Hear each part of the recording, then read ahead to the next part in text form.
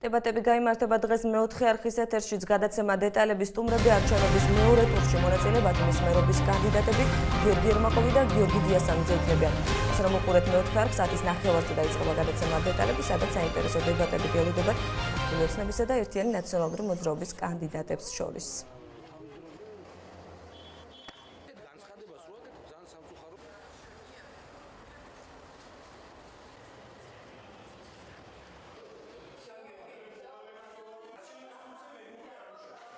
ბათუმის მერის არჩევნების მეორე ტურის წინ ქართული ოცნებისა და ნაციონალური მოძრაობის კანდიდატებს ერთმანეთის პირისპირ პირველად მეოთხე არხზე ნახავს საზოგადოება. დღეს დებატები გაიმართება ჩვენს ეთერში.